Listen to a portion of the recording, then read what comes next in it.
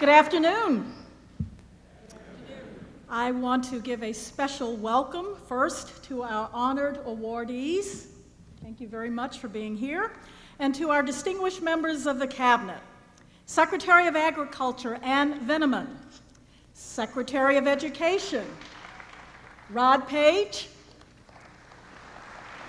Secretary of Energy Spence Abraham, Secretary of the Interior Gail Norton, Attorney General John Ashcroft,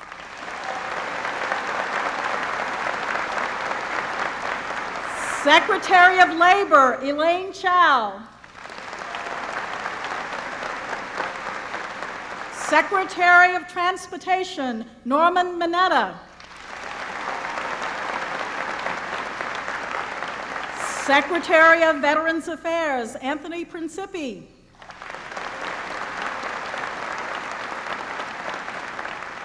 Environmental Protection Agency Christine Todd Whitman,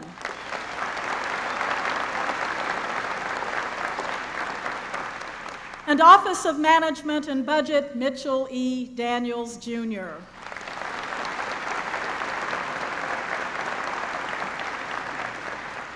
And all the members of our federal family, career public servants, and political appointees who have been called to lead America in these extraordinary times. It is indeed a tremendous pleasure and a distinct privilege to welcome you all to this very unique, very special event. And as we begin, I'd like to thank Pat McGinnis, Pat, President of the Council for Excellence in Government, for the Council's ongoing commitment to public service excellence and for your strong support of this event. Many people, thank you, Pat.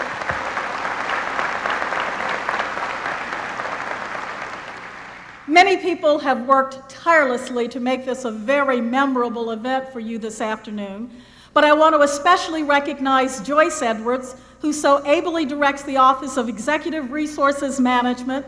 Joyce epitomizes the consummate professional civil servant and is one of the recipients of this year's Presidential Rank Award. So she was in charge of putting this together, and she's a recipient. It's sort of like baking your own birthday cake.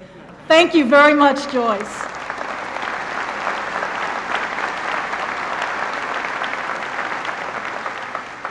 Also joining us this afternoon are the leaders of the Senior Executives Association, which represents our career federal executives, Carol Bonasaro, President, and John Euler, who chairs the Board of Directors. Thank you for being with us this afternoon.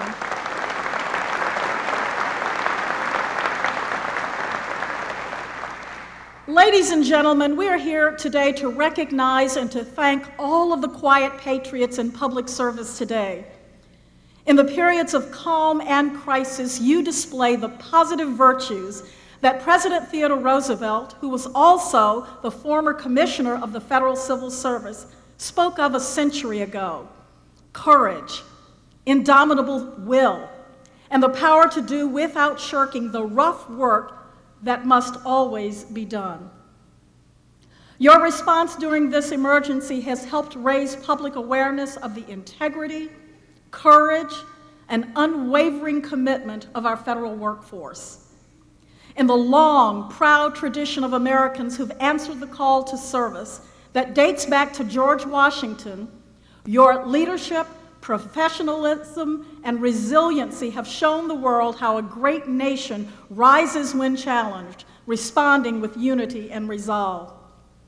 We honor you today as you have honored America. And I would like to ask you now to join me in showing our love and our respect for our country.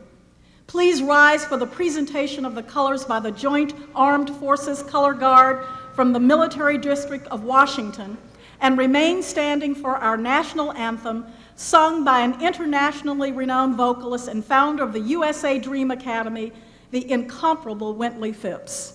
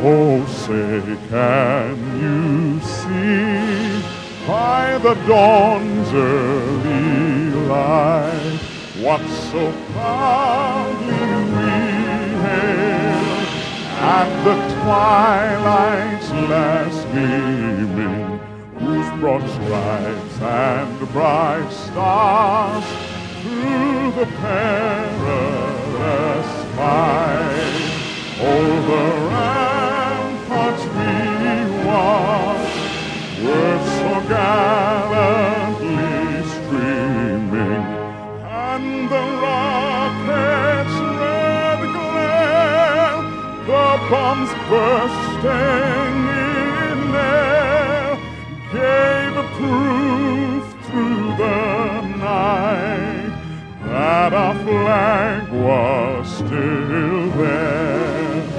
Oh, say, does that star-spangled banner yet wave?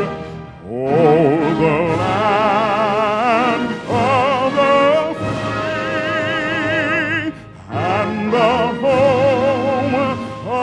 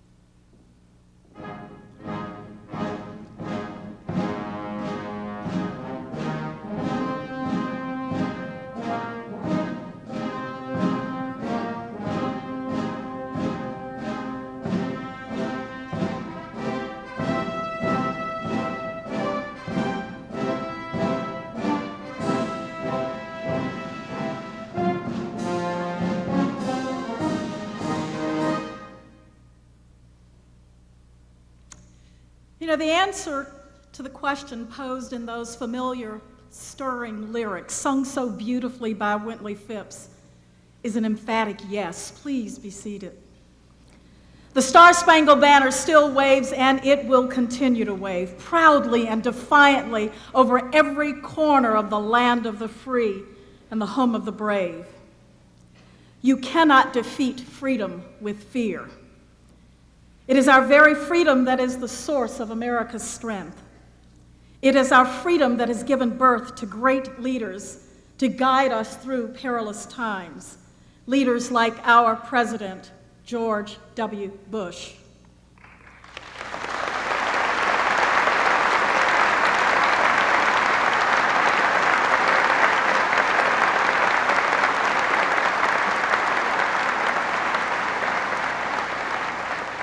Ladies and gentlemen, our enemies fear freedom, but Americans cherish it.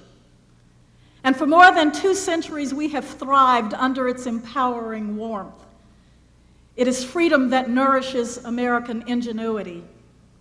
It feeds the enthusiasm for discovery of exemplary scientists like our own Eric Cornell at the National Institutes of Standards, recipient of this year's Nobel Prize for Physics. He is one of our own, one of the federal workforce. His work, however, is but one example. As we began today's ceremony, you saw on the screen many exceptional government executives who've made outstanding contributions to our health, to our safety, to our security, and to our prosperity. You saw moving images of the results of their efforts, faces and places that are a testimony of the infinite ways that the men and women engaged in the essential and sustaining work of government improve and enhance our lives every day. That is the legacy of the 65 men and women in the senior executive service whom we recognize today with the rank of Distinguished Executive. This award, bestowed by the President, is our government's highest honor for career executives. But it is an award from the American people as well. Citizen panels play an important part in the selection process. The award recipients are talented executives who have chosen to use their knowledge, their ability, their skills on behalf of their country. They are our best and our brightest. Strong leaders who consistently demonstrate strength and integrity, industry, and a relentless commitment to public service. Their commitment transcends individual agency, mission, or profession. They are true public servants in the highest sense of the word, dedicated to serving our nation. These are the executives who are here on stage with me. Ladies and gentlemen, please join me in a well-deserved round of applause to thank them for their extraordinary excellence in service to our country.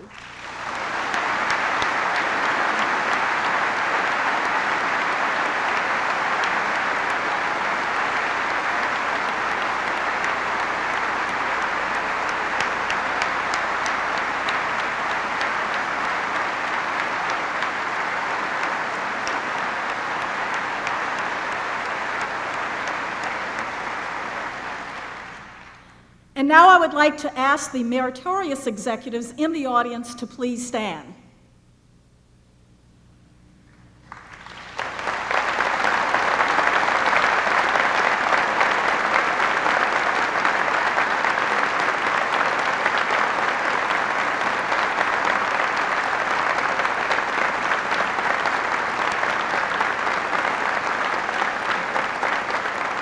Please remain standing for just a minute. The President has selected these 345 career executives to receive this prestigious honor for their sustained, outstanding leadership accomplishments. Let's give them another hand to publicly recognize and thank them.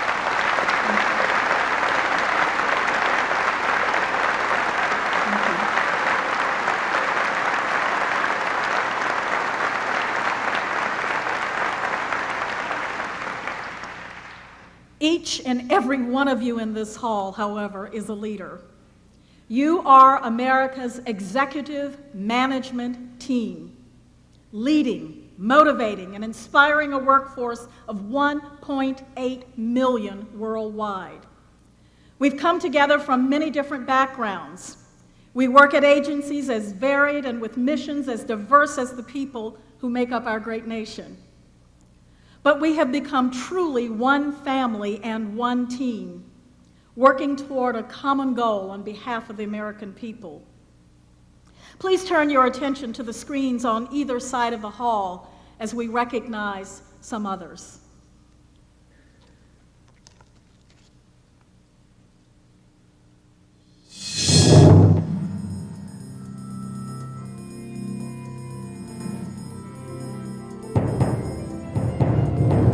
You're a hero every day. It's the kind of thing I could be doing forever. I love my job. You make the world a better place for people. Best thing about my job is helping American people every day. I believe that America wants to be the best society on earth, and I really want to help get us there. More people are being treated, more people are being cured directly as a result of the research that is conducted by my agency. To have the opportunity to have an impact on the rest of the community, to wake up day to day excited about what I'm doing, to know that it's ever-changing, that it's interesting, that it's fun and exciting, to know that you're working in an area where there's a sense of camaraderie, there's a sense of family and purpose. I think over the 17 years, the reason why I've never left federal employment and decided, well, let's go work for this corporation or let's go work for that law firm, it's because I've got it all. The dedication just transcends all the rewards that you may get elsewhere. I see it as it's pervasive, and certainly through NASA, it is pervasive. It's in our genes, and it's a kind of work that we want to do, that we want to be part of, that we want to invite others to be part of, and be part of that challenge. Innovation demands passion. You have to care deeply about what you're doing to be successful. When you think about the actual impact that we have on the lives of the American people, it's tremendous. It's both a responsibility, but also that's what makes us love our jobs, because that's really what the bottom line is. You have to be a leader. You have to be a role model. You have to set the example.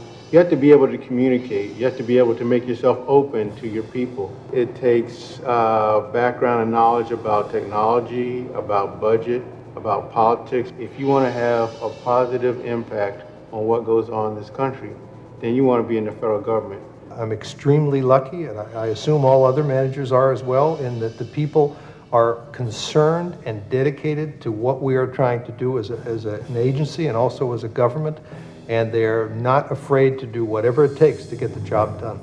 We are making this a better place for all of us to live, and that's something that kind of fills into your spirit, into your soul, and you can't get that anywhere else. There's no question about it. I enjoy what I do every day. I love dearly the challenge of coming to do this kind of work. You're making a difference on people's lives. We have to think about our children, future generations, and often the global perspective. To contribute to the knowledge and continue to push the boundary of what we know today, that to me is incredibly rewarding. Where else can you come to work and do a job which is for all of the American people, which can contribute to their welfare, which can make a difference, not only to the United States itself, but to the entire world. These are just a few of the many faces of leadership, especially during this time of crisis when our nation's resolve is being tested. Your professionalism, commitment, strength, and courage are an inspiration. We are one team, working for America. I'm working for America. I work for America. I'm working for America. I work for America. I am working for America. I work for America. I'm working for America.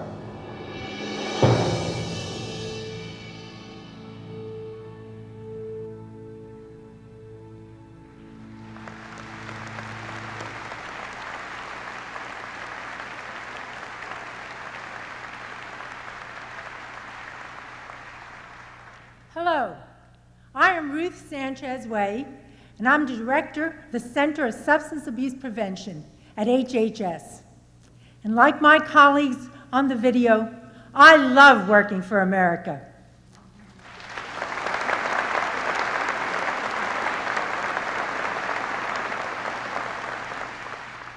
I have great pride of our federal workforce and what we are accomplishing to make this country safe and free.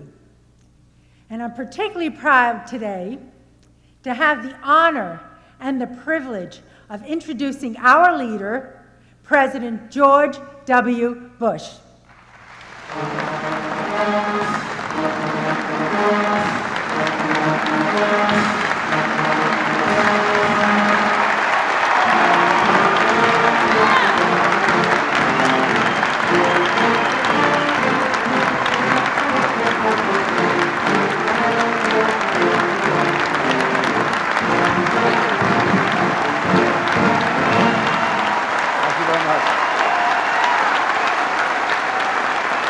Thank you all.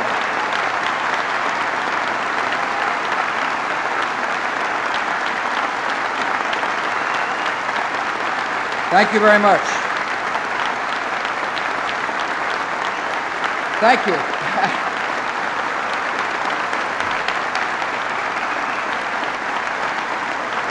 Okay. Thank you. Thank you all.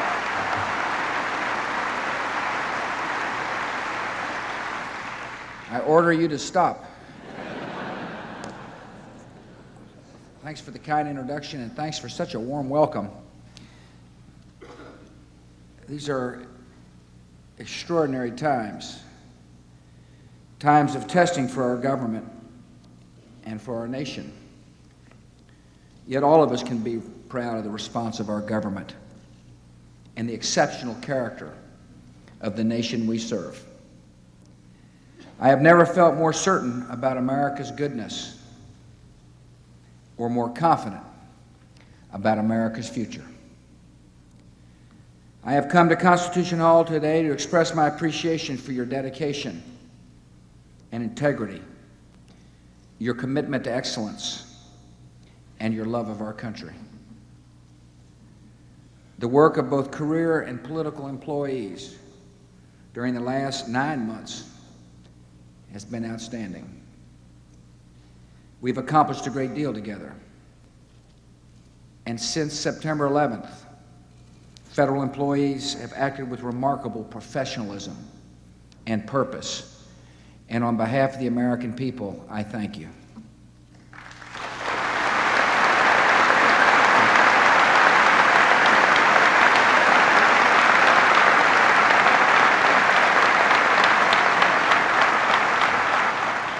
I want to thank my old college roommate and friend Clay Johnson for thinking of this idea of coming to Constitution Hall to speak to you.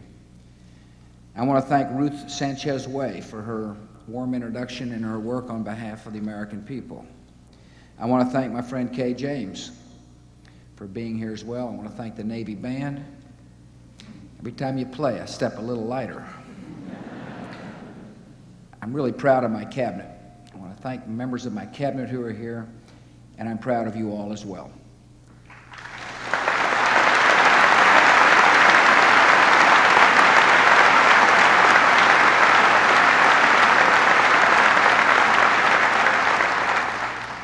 I want to start by recognizing the 65 winners of the presidential rank of Distinguished Executive who are seated behind me. Congratulations.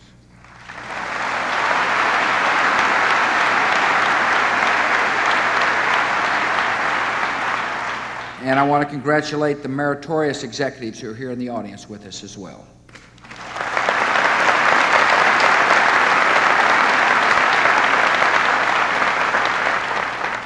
All career members of the Senior Executive Service, and today we honor their exceptional performance.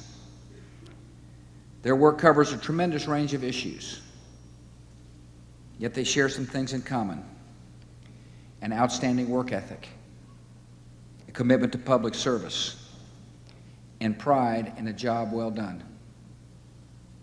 One person who was chosen to receive a Presidential Rank Award is not with us today. Brian Jack, head of the Defense Department's Programming and Fiscal Economics Division. He was a brilliant mathematician and top budget analyst. A native Texan, a graduate of Stanford Business School, and newly married, Brian was a passenger on American Airlines Flight 77 when it crashed on September the 11th. Brian's wife, Barbara Ratchko, is with us today. I know how proud you are, Barbara, of your husband. And in this hour of grief, in your hour of grief, the nation is on bended knee with you. Where's Barbara?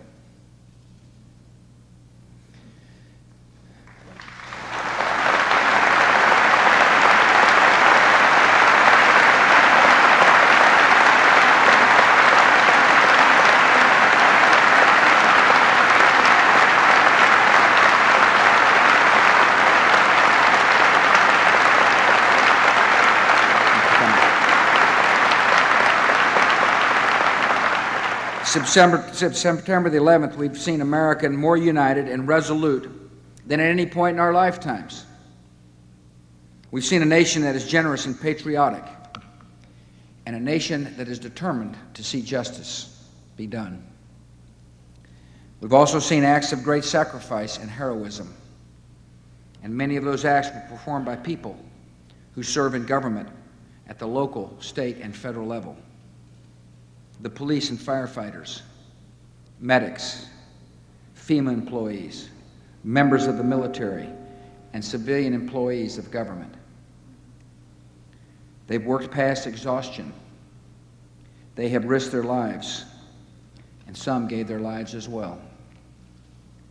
Our nation is grateful for all these men and women who have shown the meaning of duty and public sacrifice.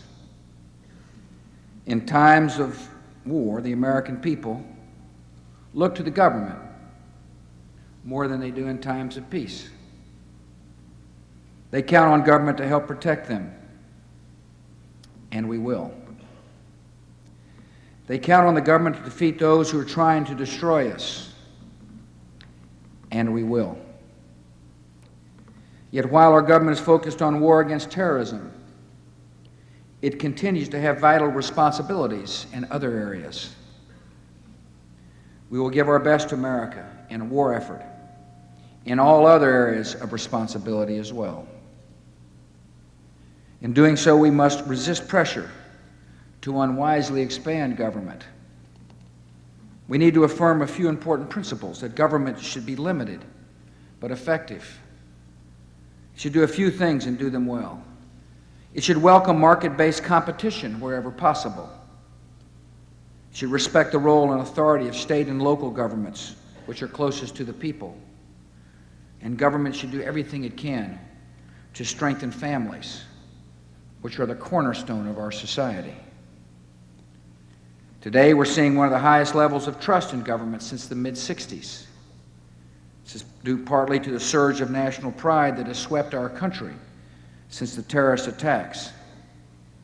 But it's also because of how you've performed your jobs, particularly during the last month. The American people have placed their trust in us, and we will honor that trust. So let me say a few words about important values we must demonstrate while all of us serve in government. First, we must always maintain the highest ethical standards. We must always ask ourselves not only what is legal, but what is right. There is no goal of government worth accomplishing if it cannot be accomplished with integrity. Second, I want us to set an example of humility. As you work for the federal government, there is no excuse for arrogance, and there's never reason to show disrespect for others. A new tone in Washington must begin with decency and fairness. I want everyone who represents our government to be known for these values. Third, we must confront the tough problems, not avoid them and leave them for others. This is never easy, but it's what conscience demands and what leadership requires. We must keep a long view and remind ourselves that we're here to serve the public's long-term interests. Fourth, I hope you'll never take the honor of public service for granted. Some of us will serve in government for a season. Others will spend an entire career here. But all of us should dedicate ourselves to great goals. We are not here to mark time, but to make progress, to achieve results, and to leave a record of excellence. Fifth, we should never forget that we're part of the same team. The American people do not distinguish between political and career employees. They don't hold us to separate standards. The public has high expectations for the entire government, and together we will meet those expectations. And sixth, we should always remember every dollar we spend is the taxpayers' money.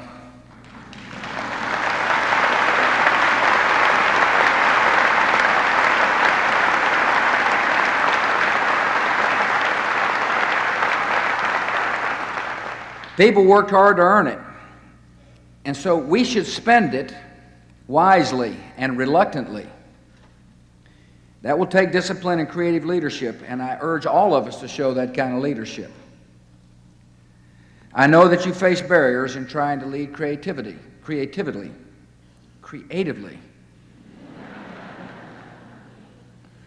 Some of them are imposed by Congress, including barriers to hiring people you need, rewarding men and women of merit, and contracting services which would save the taxpayers money.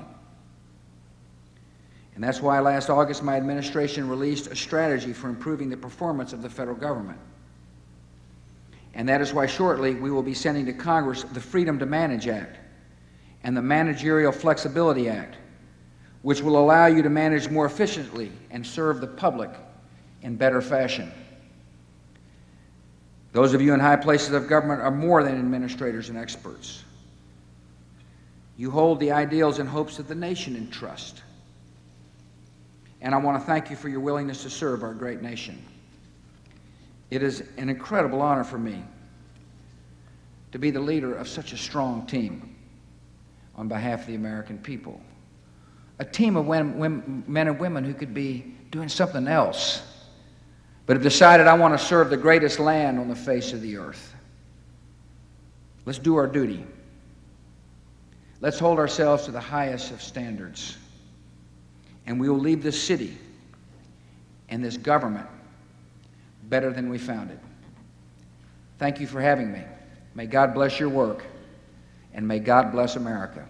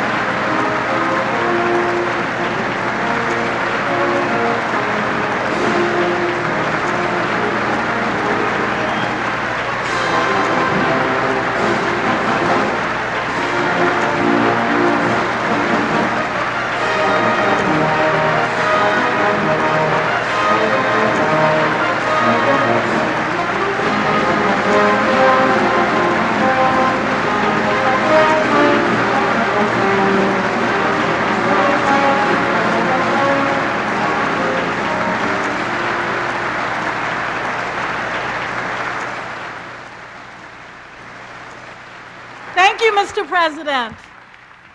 And I want to thank each and every one of you for being here today. And as we conclude, please stand and join together as Wintley Phipps leads us in singing America the Beautiful, a tribute that reminds us of all the good and all the beauty in this wonderful, wonderful land of freedom we call home.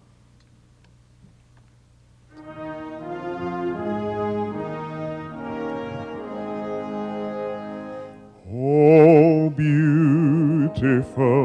for spacious skies, for amber waves of grain, for purple mountains, majesty above the fruited plain.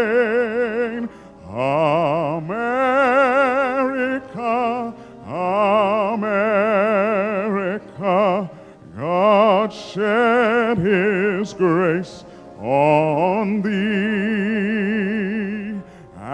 and crown thy good with brotherhood from sea to shining sea.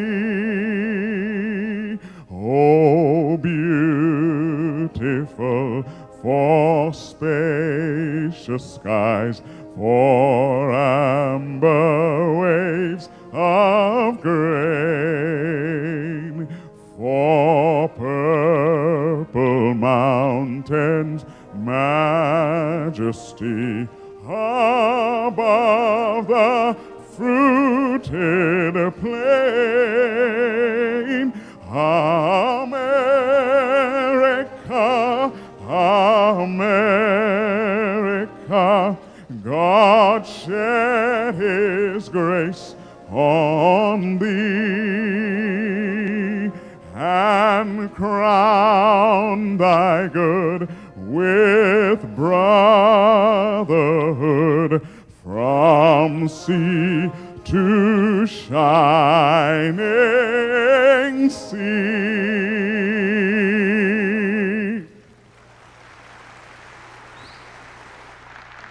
Thank you for coming.